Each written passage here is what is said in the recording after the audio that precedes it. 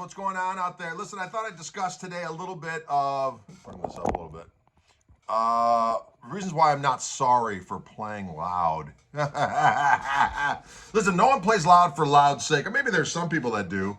But here's the thing. Recently, we were in a situation, we were playing at this theater, and we're doing a sound check. And usually what happens is they're usually younger dudes, because in the, as my son says, who's actually only 31 years old, he's like, anytime I see a millennial sound guy, I know we're gonna have problems. Because the mindset is that everything's gotta be really, really quiet and they want complete control over everything. And so what typically will happen is that we'll start playing like, oh my God, it's so loud, you're gonna have to come down. And I'm like, we play the way that we play. I'll play ball a little bit, but we mix ourselves from the stage, right? And the one guy comes up and is like, we're at 100 dB. I'm like, really? And at the end of the show, they sing, you guys were at 105 dB. I go, I fart at 105 dB. This is a theater. We got a standing ovation from the people. They were not having a problem with the power of the music that was at hand. I guess my biggest thing is that a band like ours and musicians that know how to play, that are doing their own thing in terms of, we're not a cover band going in to provide background music, right? We're not going into some situation where the music is ancillary. If the music is the thing and they're coming to see you do your thing the way you want to play it, they should give you a wide leash of how you're able to do that in terms of you play the way that you play and dynamically, because that's our thing. It's like, we'll play from a whisper to a bark, but when we're fucking rocking, it's loud. It's a rock band. And anyone talks about, well, back in the day, it's like, back in the day, are you kidding me? They had walls of Marshall stacks.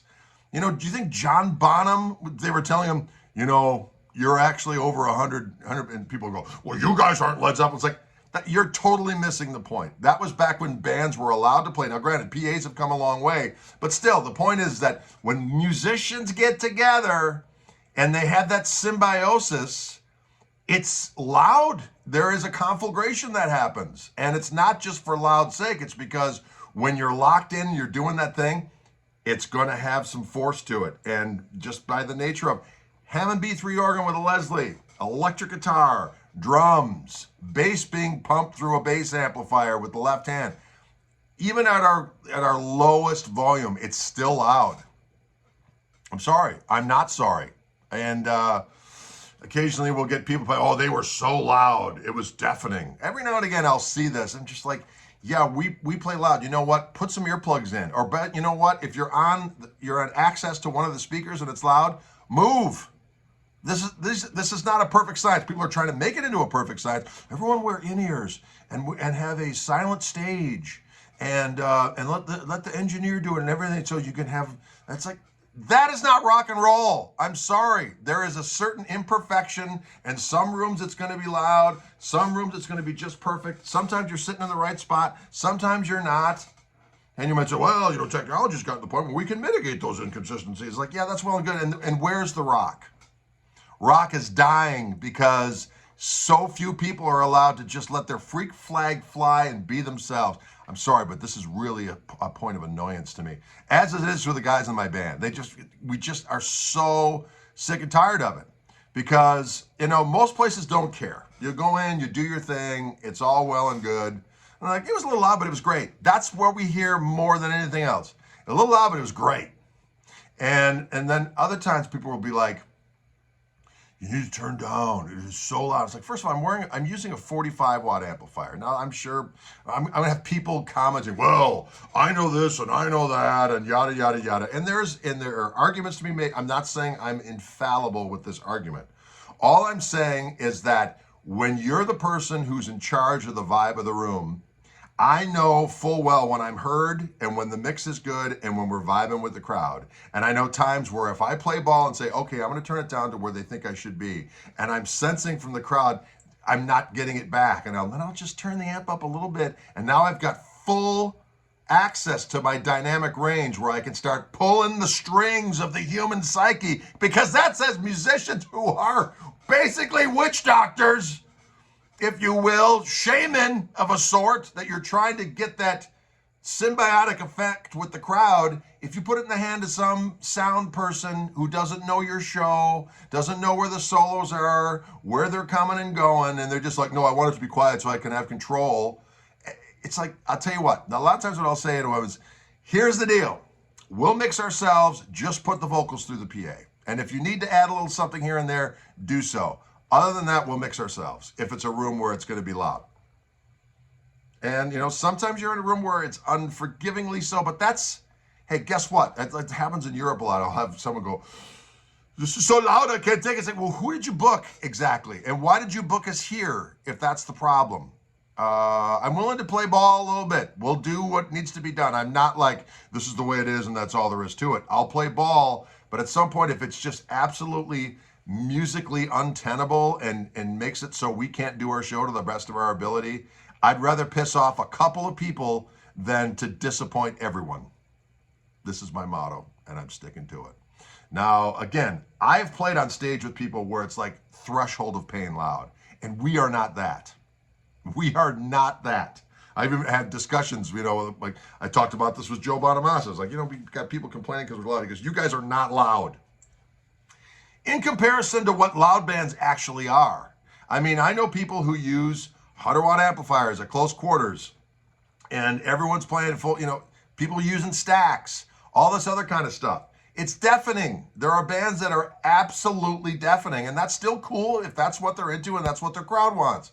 But to say, oh my God, you guys are the loudest thing on earth, that's just not realistic. It's not a real thing.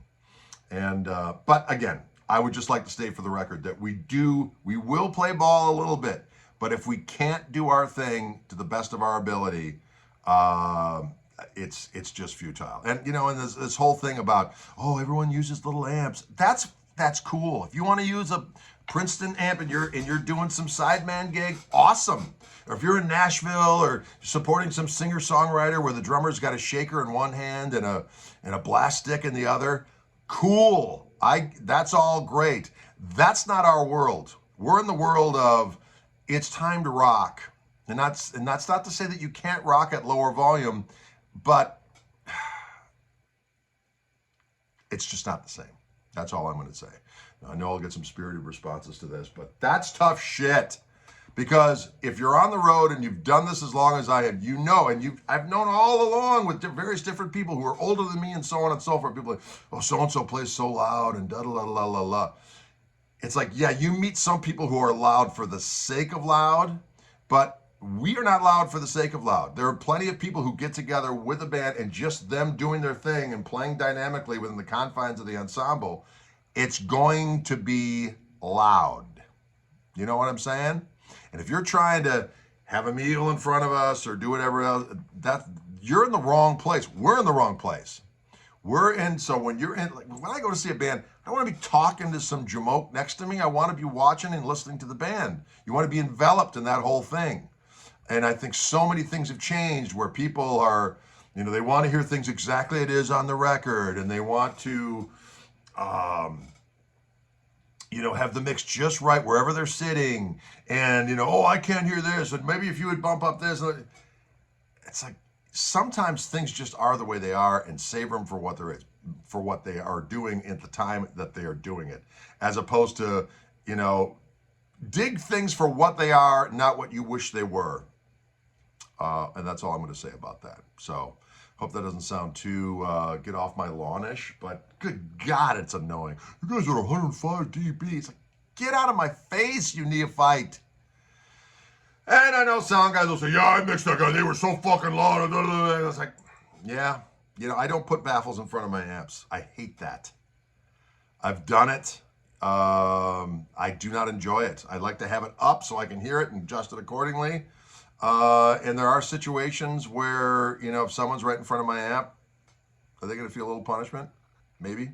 But, you watch people's faces and, you're able to tell. You're able to tell if you're at the threshold of loud, of pain. And you adjust accordingly in the moment. But that's for us to do. And if we put it in the hands of some sound guy who's just watching the dB meter, man, that is not a thing. or it is a thing, and it's some bullshit. Anyways, that's my rant for today, ladies and gentlemen. Feel free to comment. I'll try to respond as I can, but we'll see what we can do on that. We'll talk to you later. Adios.